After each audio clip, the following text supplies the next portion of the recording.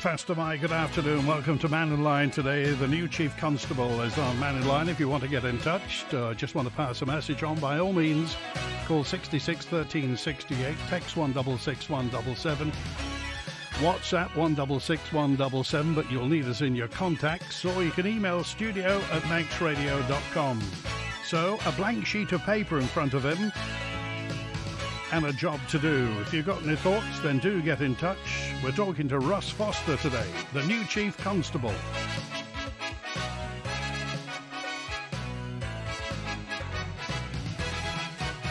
So, Faster Mike, good afternoon, Chief Constable. Faster Mike, Andy, and thank you so much for inviting me on your show today. Okay, when did you first think about applying for the job of Chief Constable of the Isle of Man? Well, I understand it was initially advertised back last year, and a process was run. A number of candidates put themselves forward and they didn't select. I didn't see the advert till after it had closed. Ultimately, I made contact with the former Chief Constable, Gary Roberts, had a conversation, and it was subsequently re-advertised, and I applied. So, you've been a policeman since what age? What age did you go into the force? I was 22 when I joined just 30 years ago, Andy. Okay, so what led you to a career in the police?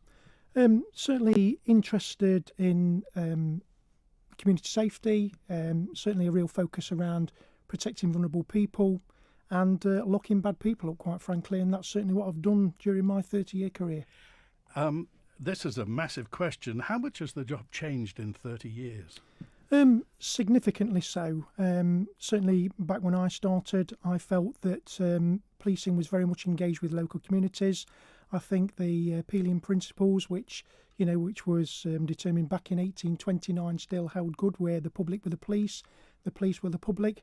But I do think certainly police legitimacy has been brought into question, certainly in light of more recent events back over in the UK.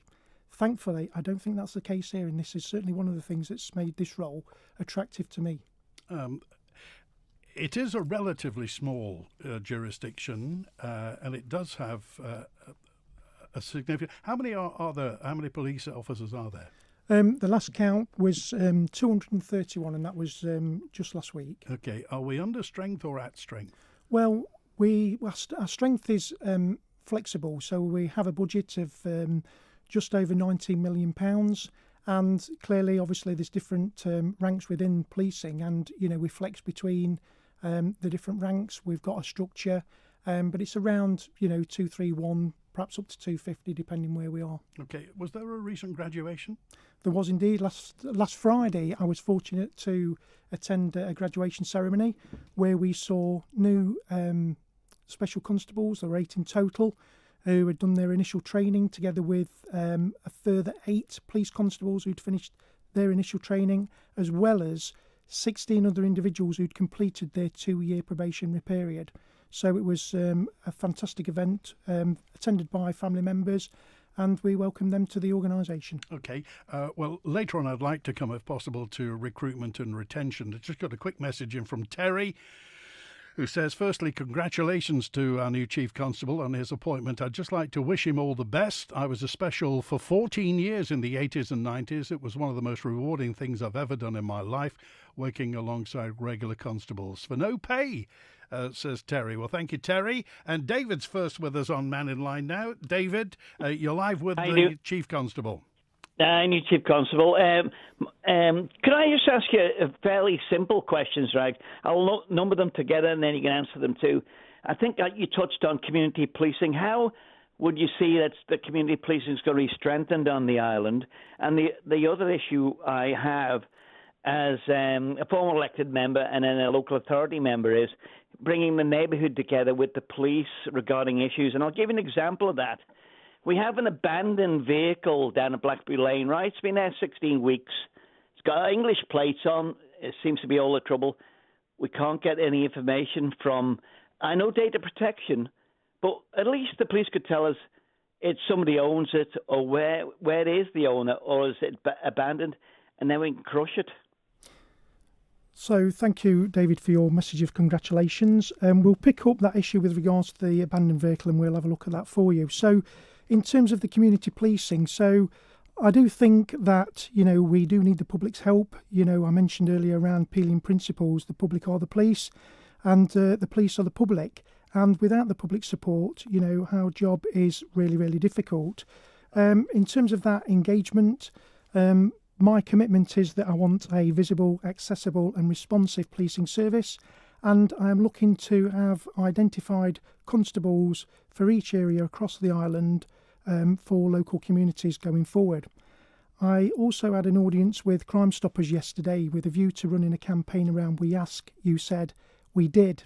And we're certainly going to be running roadshows across the island, trying to understand what matters in local communities to local people and work together with local commissioners, local authorities, with a view to bringing about problem-solving methodology to abate certain issues which keep recurring in local communities. So I hope that does provide you with some reassurance. Okay, so David, if you could, have you sent the details of that abandoned vehicle to the constabulary?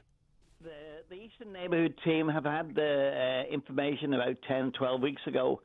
I know they've looked at it, and all we need is it's sitting in a car park that we lease from central government. It's a nice vehicle, to tell you the truth, but somebody needs to tell somebody that A, it's abandoned, B, it's not taxed anymore, because I hope they don't bring in any Chief Constable too, where they do away with the tax disc, because you don't stand a chance when you're looking around. Okay, and I'll leave it at that. And just finally, David, if I may, would you say that because I know Onken had some problems with youth crime on Friday night sometimes a while ago. Is that still around? No, it isn't. But I am a big supporter of early intervention, like I've told you before in the past, Andy, too. And I'm going to say, I won't name them, but they're up in court shortly. Now, these kiddies, when they were doing don't name them, please. No, I won't name them at all. But people will know who they are in Onken, because they're going to come up shortly for arson and stuff like that. And years ago, when they were trashing the place in Onken, they threw a complete wheelie bin through the pensioners' door at night, fragging the life out of senior citizens. We had a little battle with the police trying to get these juveniles at the time, because they're young, but just to have early intervention and tell the parents and warn the kids. Years ago, I had respect for the policeman. As soon as the policeman said to me, I want to speak to you, you come to him and you answer the questions. We don't have that anymore. I know it's a different world like now, but the kids, the juveniles, I'll say it, young people now, think the world owes them a living. But I hope the Chief Constable, I wish him well, and I'm surely within a year we'll mark him. Okay? Okay, thank you, David. Good to hear from you. And I'd like to come to that, if I can, Chief Constable. And we've talked about early intervention and young people. So at what point do you think police need to get involved with young people? Well, very early on, and certainly within the school environment, around raising awareness around particular crime types, then becoming victimised, being criminalised by organised crime groups for one, but also raising their awareness around what's right and what's wrong going forward. I am aware that, there's a small nucleus of young people who are perhaps responsible for quite a large proportion of crimes. Now, I don't want to unnecessarily criminalise these individuals, but what I do want to do is work closely with health, social care, education, and also the voluntary sector with a view to trying to put prevention methods in place and prevent them certainly from committing criminality in the first place, but also a real focus on reoffending as well. But clearly, if we're not in a position whereby they don't take heed of that early intervention, then they will be facing the wrath of the court, unfortunately. Well, of course, we're not Moss Side on the Isle of Man. We're not Hysing Green. We're not the rough end of Liverpool. So how do you reconcile the police's role? I mean, what I'm trying to say is, how forceful do you have to be? Because we're a gentle, domesticated island. We don't have paramilitary police. How do you, if you like, put that iron fist in a velvet glove for the Isle of Man? Well, I think, that is a bit of a challenge for us, but I think it's around, being properly engaged in local communities, trying to identify these perpetrators of this low-level crime, antisocial behaviour, and working with parents, with schools, with other bystanders, and ensuring that they become upstanders, and again trying to divert them away from a life of crime. I've seen it so many times where people start getting involved in lower level crime, it starts to escalate, and ultimately they're into the criminal justice system and they never seem to come out, unfortunately. Okay, just a question. Here's one for you. You'll get this an awful lot. We are a UNESCO biosphere, but the highways and byways are strewn with litter. Is it within your remit to impose fines and deterrents for this rather than leave it to litter-picking groups? Well, I think that's not necessarily a policing matter. I think that's one for the Department of Infrastructure and local authorities, quite frankly. But I agree, it's not a very nice thing to have in terms of places being littered. You end up with that broken windows effect, where, people start neglecting the locality where they live, and then it ends up, being neglected, and we end up with all sorts of things like the onset of crime and things like that. So certainly not a policing matter. I mean, my focus is certainly going to be around protecting vulnerable people. It's going to be around reducing harm in local communities, but also around tackling criminality. Okay, so just to nail this then, you can't enforce local authority bylaws. That's not within your remit. No, I think that's around, the local authorities that's taking responsibility for that. I'm just mindful that certainly policing becomes both the first and last service of resort, really. And again, one thing that I do want to work towards is identifying exactly what is the police's business and what business actually sits with other agencies, other departments, because, we do see an increase in terms of demand on our services, and we can't be all things to all people. We do have priorities, and we do need to focus on those priorities. Okay, text of 437, Mike says, "Good luck, sir. Welcome to the Isle of Man. You're most welcome." Here's one from Paul. This is going to take all day. What's the Chief Constable going to do about the drug problem? Drugs everywhere on the Isle of Man, destroying our society, says Paul. Wow. Yes, it is a challenge for us, and we have continued to tackle organised criminality, and we have seen notable successful convictions and also lengthy prison sentences imposed. I do want to continue to build on this success and work with partners both over in the UK but also locally in the island to intensify our efforts to disrupt and dismantle organised crime groups who are dealing within the island with illicit drugs, and to bring them to justice as we go forward. Now, even as we speak, we've got Operation Fortress in progress at the port at the moment.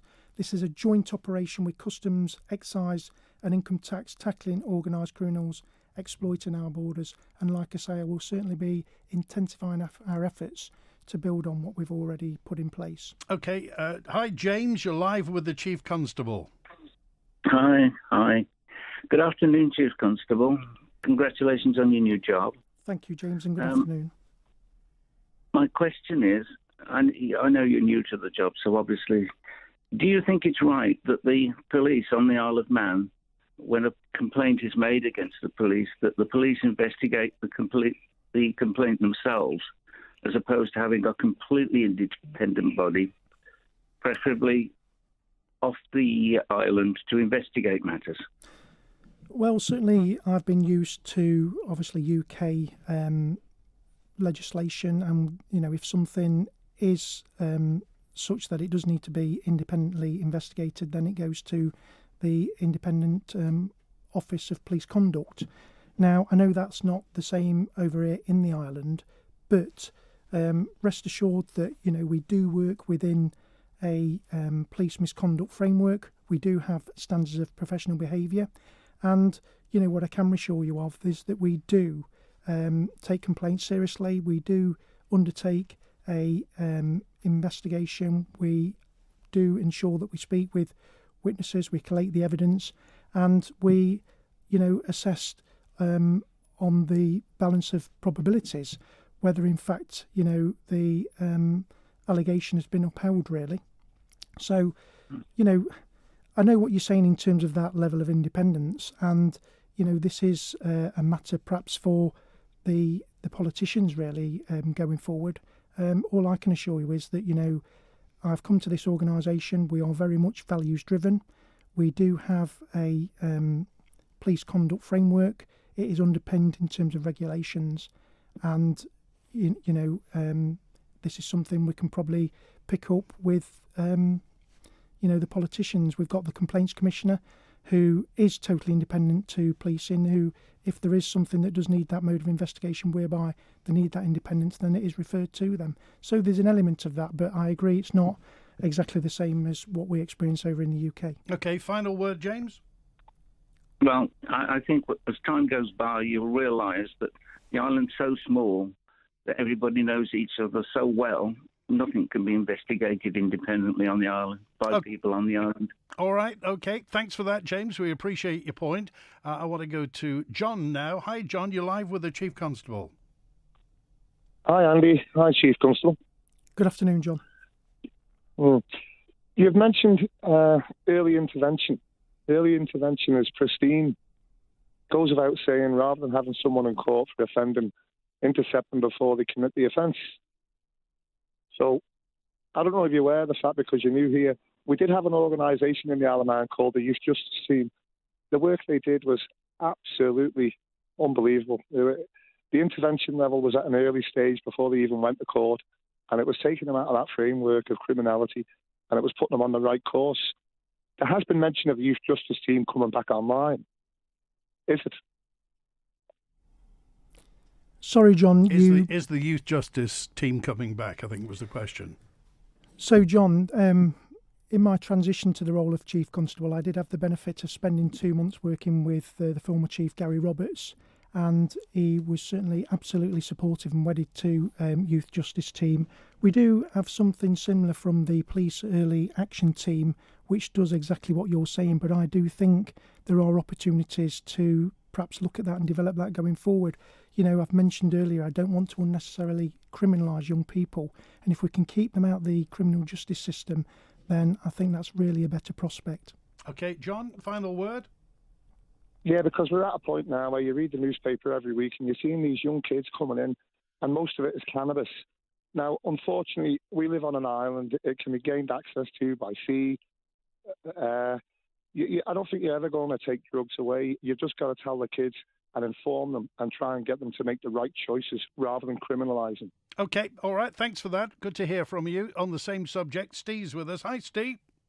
How you doing, yes? Are you all right? Yeah, good. You're with the Chief Constable. That's good. How you doing, yes? All right, good to talk to you. Basically, very quickly, locking people up for certain crimes, yeah, agree with that. But there's a lot of crimes that go on. You go to court, and then, they get put away, and it's a case of locking people up. Doesn't do a thing. You can get drugs in prison, they come out the same people, it's not worse. My point of view is community service. Get these younger people out there into businesses, working, make them work, get them with the guys who run businesses, get them learning a trade, get them out there learning something new. Because I own a business, and I've got a younger person working with me who's not, some of the team that I have working with me are not very academically, good, but they are fantastic at doing the job. The younger people are brilliant, and some of them take them under the wing, get them out into businesses, get them out in the community working, and they can learn something that they didn't even realise they loved. They can really get a passion for something and turn the life around, doing something creative. And then when the community service is finished, they can go on and use those skills and better themselves. That's what I think. I'm inclined to agree with you, and something that I have seen that does work remarkably well in terms of policing is something called integrated offender management, and this is where we put people on pathways which divert them away from crime, and this is where you give them that support in terms of taking them away from the environment where they've been perpetrating their criminality, where they've been influenced by others, perhaps habitual users of drugs or other intoxicants, and you give them something meaningful to do, like work, or you train them and you divert them away from a life of crime. And this is something that I have touched on, but what you do need is the infrastructure to support that, people to supervise people on community service orders. And again, I do think that is something that we ought to embrace here in the island. Yeah. Okay. Brilliant. Right. Thanks for that. Thank you. Good to hear from you. I'll just come to this, Chief Constable. And again, the police, the constabulary has a certain responsibility. Things like sentencing and other aspects of the justice system. Where does constabulary's influence and opinion stand in that? Well, we obviously conduct the investigations. We present the file to the Attorney General's office. They determine whether it meets that threshold to advance to court. We've got no influence. That sits with the judiciary in terms of sentencing. So very little, to be fair. We're live with the Chief Constable. Our brand new Chief Constable is here. And if you want to get in touch, by all means do. I've got a note in from, this is Andy in the north of the Isle of Man. Can you ask the new Chief Constable what his attitude is towards keyboard warriors, particularly those that target innocent people with awful accusations? This has happened on the Isle of Man time and time again. So do you think are there specific officers tasked to look after, we're talking about cybercrime and hate crime online? Yes, and certainly it's an increasing trend, isn't it? Just to say, this happens across, doesn't it, as well? Absolutely. I think it happens across the world, quite frankly. And these are new and emerging crime trends that have been brought about as a result of the internet, aren't they, and social media platforms. And, prominent individuals are subject to abuse, likewise, with, people from a cross-section of our communities. If they do, obviously, breach legislation, they commit offences, then we'll undertake an investigation and hopefully bring them to justice. But again, it shouldn't be tolerated in society. There's individuals who, criticise people across a whole raft of protected characteristics, and it's just not acceptable. And like I say, if they are committing offences, then we will investigate them and bring those individuals to justice where we can. Live with the Chief Constable, and if you want to get in touch, please text, call, email or WhatsApp. Ladies and gentlemen, Woodbourne House presents The Magic of Tom Jones, featuring top tribute Simon Howard. Enjoy a superb two-course dinner and a spectacular show featuring all your favourite hits, plus a drink on arrival and after-show DJ. Friday, 19th of May, just £40 per person. Don't miss out. Visit woodbournehouse.im for booking and details of more upcoming events. Woodbourne House, the island's premier events venue. This old house needed new windows. This old house needed a new door. And with DPM Conservatories, we got all that and more. Now our bills are lower and the house is warmer too. We're cleaner and we're greener since we swapped our old for new.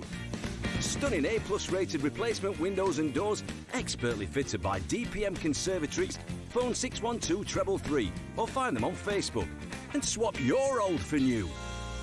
Discover a fabulous range of watches, gifts and jewellery at Ramsey Art Gallery with top brand watches from Bulova, Citizen Eco Drive and Storm to Acura, Seconda and Timex. Plus, all watch purchases come with free lifetime watch bracelet adjustment service. There's stunning gold and silver jewellery, gifts for all occasions, and of course a fabulous gallery of limited edition prints and original artworks. Find all this and more at Ramsey Art Gallery, Jewellers and Engravers, opposite Ramsey RNLI shop.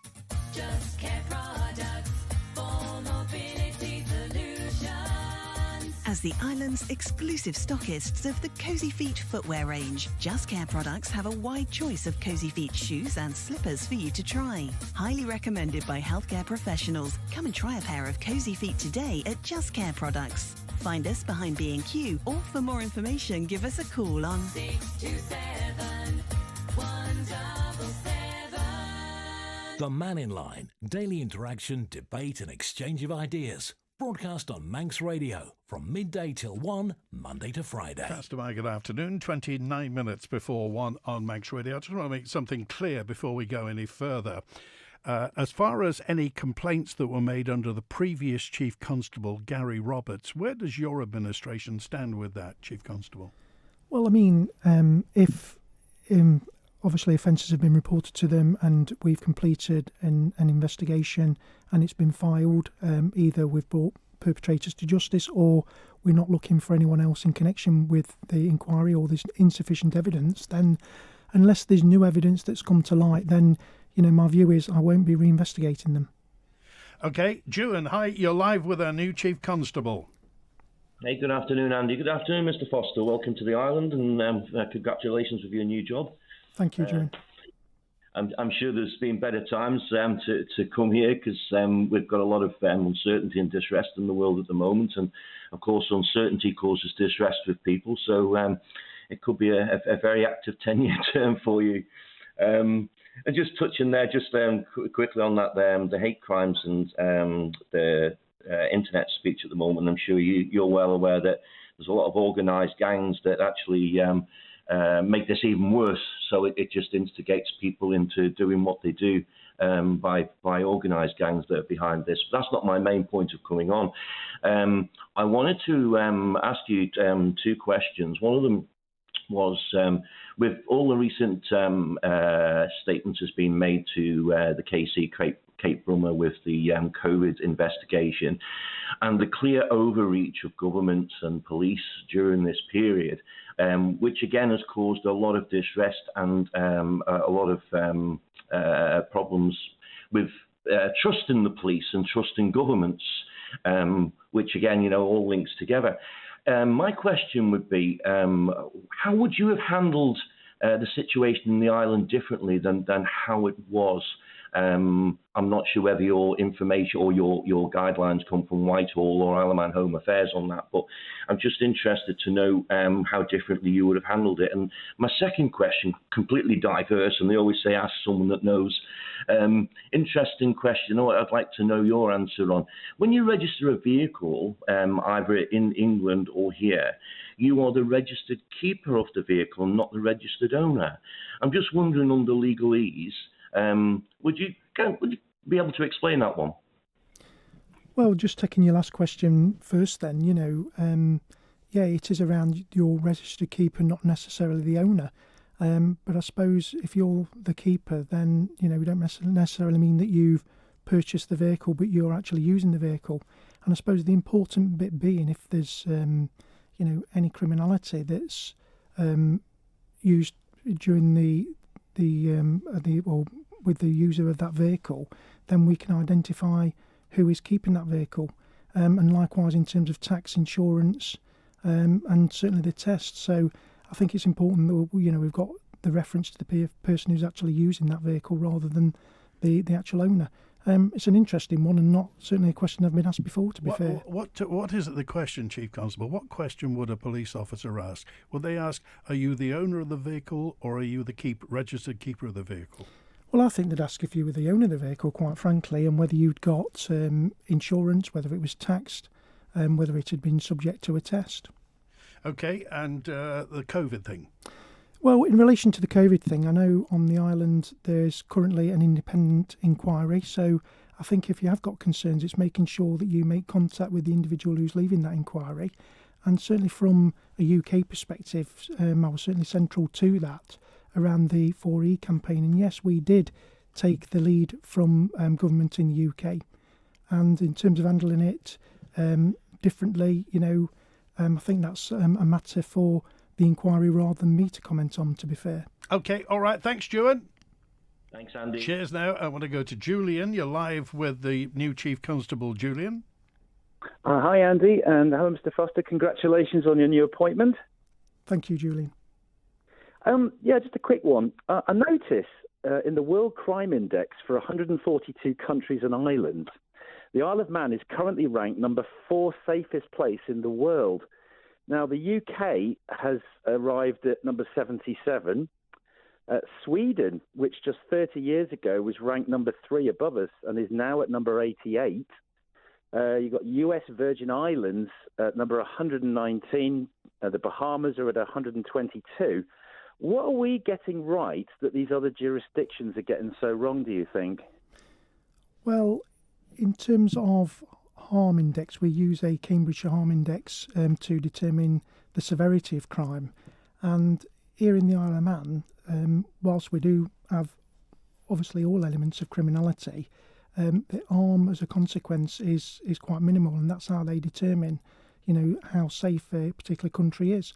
Now, certainly from the jurisdiction where I last worked over in West Yorkshire, we recorded between 850, 950 crimes per day. Here in the Isle of Man, on average, we record probably 8 the majority of which are at that lower level of severity. So that's why, and I think, it comes down to the, engagement with local communities. I think it comes down to, this being, a united country in terms of, supporting what's right rather than getting engaged in criminality. It's around working with different partnerships to abate some of the crime trends we've heard around the challenge with regards to drugs, and that's something that, I want to continue to battle against, bring those perpetrators to justice, to try and abate, those trends of drugs permeating this country. Okay. Yeah, and what's your opinion on the drug, even some of the, shall we say, the lighter drugs? Would you say that they can lead to a slippery slope to worse things? Certainly in my 30 years experience, certainly cannabis, if that's what you're talking about, and the lower category of drugs, have certainly led to individuals experiencing or experimenting rather with other drugs such as, heroin, cocaine. So I do think there is an element of it being a gateway drug and a slippery slope, quite frankly. All right. Thanks, Julian. Thanks, Andy, and thanks very much, Mr. Foster. Thank you. Okay, well, that leads me on nicely to Texter 602. This is Paul, who says, congratulations, Mr. Foster, on your new position. I agree that organised drug crime is a problem. We must protect our children. But how do you stand, this is the 64,000, if cannabis were legalised? Paul. Well, that's... Recreational cannabis we're talking about. Sorry, well, that is not a question for me. That's a question for politicians. I am aware that a piece of academic research has been commissioned to look into the harms of cannabis. And, I'll certainly be enlightened myself and look forward to what that report actually reveals going forward. But I'd certainly keep an open mind around it. But that said, the politicians, Tim Mould, they make the legislation over here. It's my job to enforce it. Okay, bearing in mind you've been a police officer now for 30-odd years and more, the nature of drug crime, has it changed? People always say anecdotally that cannabis nowadays is far stronger than it used to be when people were taking weed in the 1970s. Is that true? It is true. Cannabis is a lot stronger than it was many years ago. And certainly from my experience, it can lead to psychosis. And, we talk about the legalisation of cannabis. Well, that would perhaps reduce some of the demand within policing, but I think you'd see it transfer into the health setting. Big question. Let's go to Victoria. Hi, Victoria. You're live with the Chief Constable. Hello everyone. I just wondered, we had a recent bomb scare on the island, one of the schools. I wondered, do we actually have people trained in bomb disposal on the island, or what happens in a situation like that? We don't have people trained in the island in terms of bombs, but what we do is we get mutual aid from the British Army over in the UK. So what would be the procedure? Like somebody phones and says, oh, there's a bomb, and so who's alerted first? Well, we would cordon the area, we'd clear the area, and we'd make contact with bomb disposal to attend and, defuse the bomb if it was in fact a bomb. Ordinarily, when we get a bomb scare, what we have to do is clearly search the area to try and identify what might look like a bomb. If it is, then obviously we'd make contact with the British Army with a view to coming and defusing the bomb. Situation like where you've got a school, presumably you'd just evacuate first. That would be your first thing, wouldn't it? Well, exactly that. We do evacuate, we do clear, we do cordon, but we'd make some inquiries with our officers to try and identify the presence of an incendiary device, if one exists. Yeah. If we can get close enough without compromising the safety of our officers, we'd probably take a photograph of it and forward it to the Royal Logistics Corps, who do provide that bomb disposal service, and take some advice from them. And we have had them attend the island, certainly why I have been here since February. Well, if it could be a hoax, but you never take the risk. So in a school situation, you'd empty the building, wouldn't you? Absolutely. Yeah, so you need to get them as far away as possible, and then if possible, try and, get them, maybe back to the parents. I don't know. It would depend on what time of day and everything, but you would evacuate. I'm just trying to. I don't really know what happens these days because the world's changed. But yeah, you'd evacuate first. Well, clearly we'd engage, we'd explain, we'd encourage people to move, we'd put a cordon in and enforce that cordon.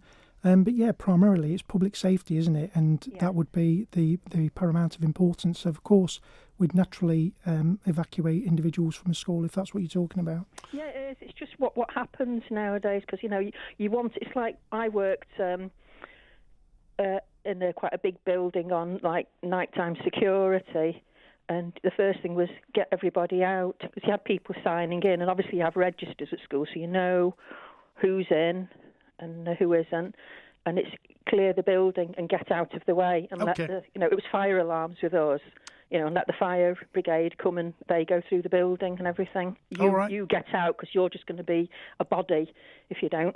All right, thanks for that, Victoria. We appreciate the point. It's not something that happens that often on the Isle of Man. Nice to know it's covered, though.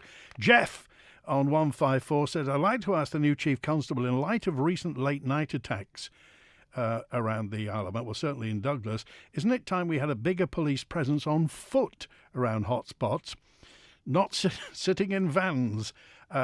So police turn up after the incidents have happened, then there are more officers coming in vans. Surely it's best to have boots on the street than having people in vans. Yeah, I take his point, and there has been a couple of assaults, serious assaults, quite recently, obviously within the nighttime economy. And, we've certainly undertaken investigations and brought perpetrators to justice as a consequence. But I think he's quite right, the presence of a police officer does provide a visible deterrent. And I agree with you, we should be on patrol within the nighttime economy. We do have a patrol plan that we implement regularly throughout the weekends. So, what I can't say is there'll be someone there throughout the duration. It just depends what's presented to us at the time. And if we've got more pressing needs, i.e. an issue which is a threat to life, then clearly officers will need to attend that. But we do have a default patrol strategy for the nighttime economy. OK, we're live with our brand new Chief Constable and we're back in a moment. The Ginger Hall has it all. Whether you want a relaxing pub with a superb drink selection, fantastic food from the Manx Country Kitchen to eat in or take away, including bar baskets from 5 p.m. Friday and Saturday and Sunday roasts from noon, to great live music, even event space, then you'll find it at the iconic Ginger Hall Hotel. For all the latest news, events and more, including Manx Country Kitchen's tasty menus, check out the Ginger Hall on social media. The Ginger Hall really does have it all. It's good to talk. It's how we get things done. So when you apply for a personal loan from Black Horse, you'll get support from one of our relationship managers who's there to talk you through your application. You could borrow up to £50,000 with up to 7 years to pay it back, and you could receive your money within 24 hours of approval. Ready to talk? Go to blackhorseoffshore.co.uk to request a call back today. Finance subject to status. Applicants must be 18 or over. Classic bikes, vintage bikes, cafe races and custom bikes, race machines and much more. They'll all be at the Ramsey Motorcycle Show, 1st of May. A great day out for all the family, whatever the weather. Indoors at the Mountain View Innovation Centre, Jerby Road. Classes for most machines, with prizes sponsored by Paul Devlin Performance. Right up before 9 a.m. to enter on the day for only £5, with all proceeds donated to the Jerry Dunlop Foundation. Doors open 10 a.m. Free parking and free entry too. Ramsey Motorcycle Show, supported by CTH Insurance and your nation station, Manx Radio. The Manx Music Festival is here. Each day, the Villa Marina is full of lively local talent, and Manx Radio is there every day, bringing the Guild to you. The winners, the skeet, the new faces, the old friends, bulletins with your breakfast, then the full story nightly at 9. And if you can't listen live, everything will be in the daily podcasts to listen at your leisure. And all that jazz. And did I mention that there's videos too? Yeah, videos. Full coverage only at manxradio.com. your Manx Music Festival station. All that Manx Radio coverage of the Manx Music Festival is brought to you with Spectrum Windows. Find them on Facebook or spectrumwindows.im. The Mannin Line with Andy Wint. I got a message from Fred, the Chief Constable. I'll just tell you, he says he's angry about criminals, little criminals he calls them. He thinks should be named and shamed. The way perhaps you need to do something with the parents, but the fact is that badly behaved and sometimes criminal youth poisons communities. What's the police role in this? Well, I think we've touched on this earlier, haven't we, around youth offending and clearly lower level criminality and antisocial behaviour. And I do accept that it does have an adverse impact on the quality of life of people who live in our communities, and that shouldn't be underestimated. But there is an element of that parental responsibility, so I do quite agree. But it is around us working with parents, with education, with social care, like I've said, to bring some problem-solving solutions to some of these issues and try and divert these young people away from a life of crime. But if not, then, like I mentioned earlier, we will have to progress through the criminal justice system, unfortunately. OK, one thing I have to do, and I haven't told the Chief Constable I'm going to talk about this, but I'm just going to mention one word, and that is Sherwood. You may remember there was a TV drama, police drama, a few months ago on BBC television concerning murders that took place in Sherwood Forest in Nottinghamshire. I happen to know you were involved in that, Chief Constable, two ways, weren't you? You were involved at the time, and you were involved with the TV show. Is that right? That's quite correct. So back in July 2004, I was a senior investigating officer working within a homicide inquiry team, and I undertook a murder investigation. The victim was a man called Keith Frogson, who lived in a local mining community, who was murdered by somebody called Robert Boyer. An awful set of circumstances had a massive impact on that local community. And as a consequence, House Productions, working for the BBC, created a crime drama service based on that story. How true was it to life?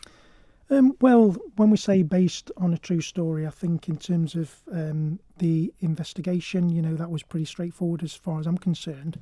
But what the writer, James Graham, who was actually a local boy at the time that this offence was committed, brought to life the circumstances around the miners' dispute in the North Nottinghamshire coalfields back in the early 80s, and that was certainly a hypothesis around the reason for the murder going forward, which was ultimately explored and boxed off. The issue was Robert Boyer had some mental health issues. He had a fixation against Keith Frogson, who was clearly murdered as a consequence. But, it was really interesting in terms of how they'd brought it to life. There was another murder that ran parallel to that, a girl called Chanel Taylor, who was murdered by her stepfather, and both of them were located in Sherwood Forest. So it actually did happen, though. You were chasing the murderers actually in a forest. We did indeed. So we used technology at the time to indicate that certainly Robert Boyer was in the forest. We engaged with a behavioural psychologist, and together with a police search advisor, we embarked upon the biggest search of open countryside certainly Nottinghamshire had ever seen. We got mutual aid from forces from across the UK to assist, and ultimately we located Robert Boyer, but also in doing so we happened across the other perpetrator of that horrendous murder. Is there more Sherwood? Is there another series of Sherwood on the way? There is, and when you say working or being involved in two ways really, so I did help House Productions in terms of giving them some police advice going forward, and there is going to be a second series, I understand, later on this year. And also you were involved, as you say, in West Yorkshire, and also what was your involvement in the Joe Cox murder?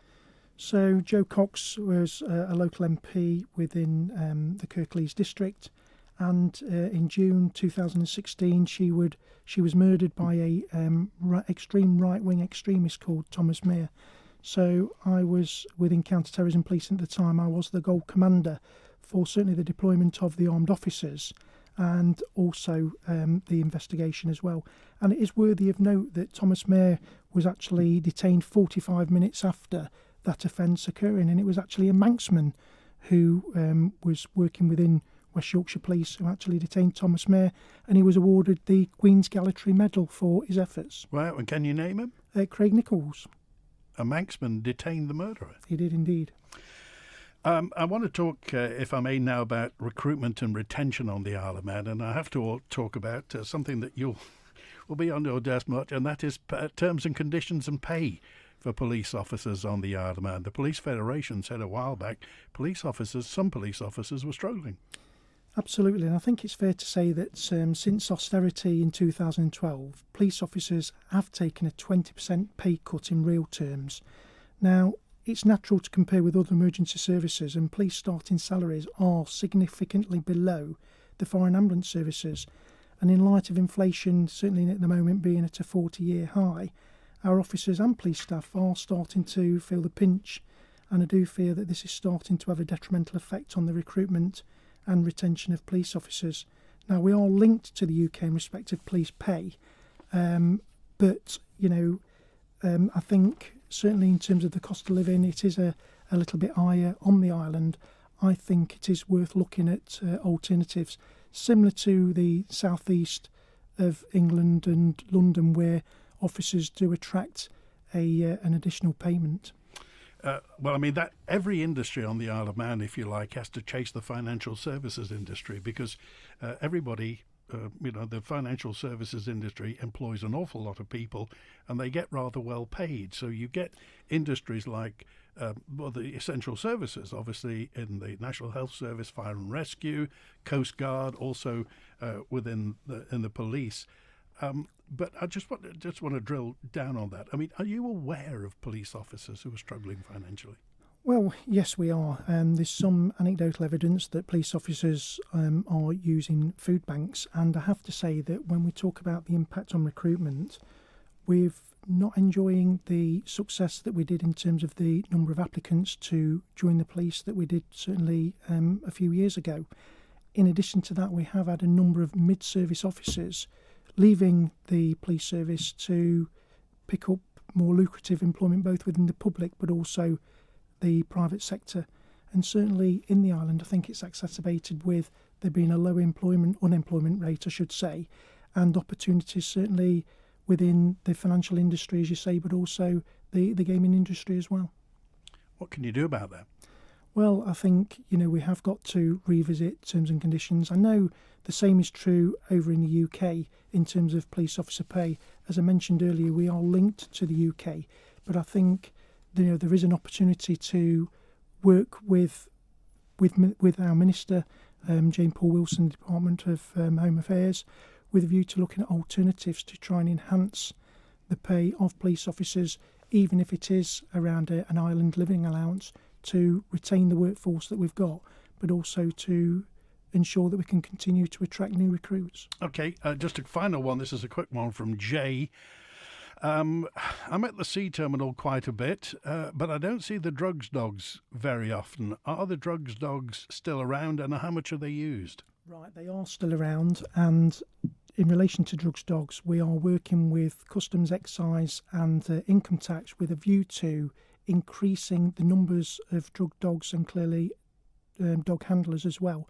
So you will see our efforts intensified at the ports, and I'm talking not only the maritime port but also the airports as well.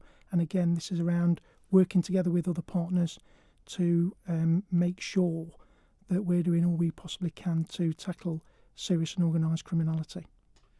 Well, that's about it with the Chief Constable today. You'll be happy to know we've covered about a tenth of the correspondence that came in today. So I'll ask you, would you come back before Christmas and chat to us? Absolutely, and thank you for the invite today, and I'll look forward to speaking with you in the future. Okay, thanks.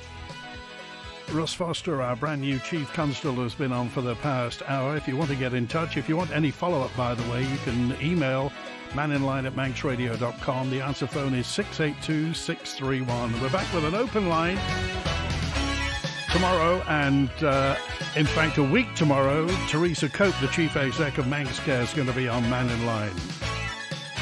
In the meantime, thanks to Paul Moran on the phones today. Stick around. Christie's on the way after 1 with 1 to 3. That's it. Enjoy the rest of your Tuesday.